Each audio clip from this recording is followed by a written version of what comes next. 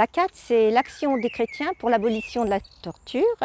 C'est une ONG qui milite, comme son nom l'indique, contre la torture, pour les droits de l'homme, contre la peine de mort, pour le droit d'asile et pour le soutien aux victimes.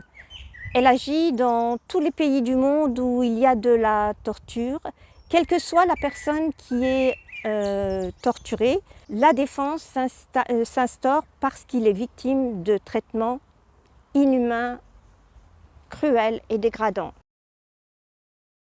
Ces moyens d'action, c'est surtout des pétitions qui se font sous forme de cartes des appels du mois, qui sont distribuées par les membres autour d'eux, soit dans les paroisses, soit dans les lieux adéquats, pour signaler une situation de torture d'une personne ou d'un groupe de personnes et pour envoyer aux responsables, soit au président du pays, soit aux ambassades, pour alerter ces pays d'une infraction aux droits de l'homme et pour faire sortir la personne de l'indifférence que la torture veut faire naître chez la personne.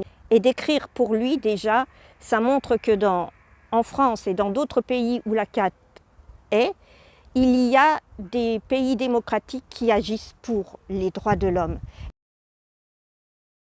Au niveau national, il y a un comité directeur et des salariés. Le comité directeur fait la politique de l'ACAT.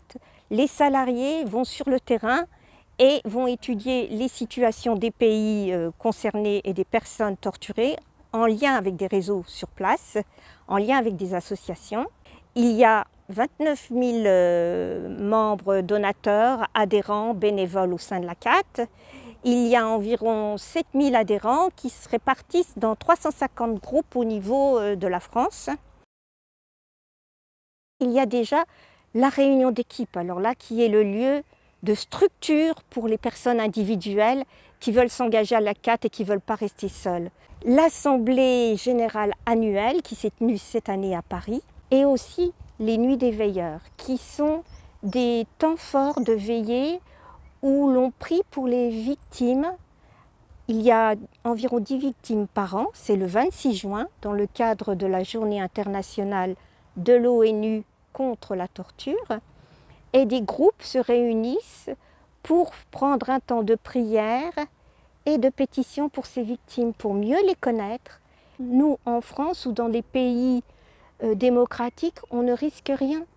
Et on peut avoir un impact sur des pays non démocratiques. Et ça n'a pas de prix, nos actions.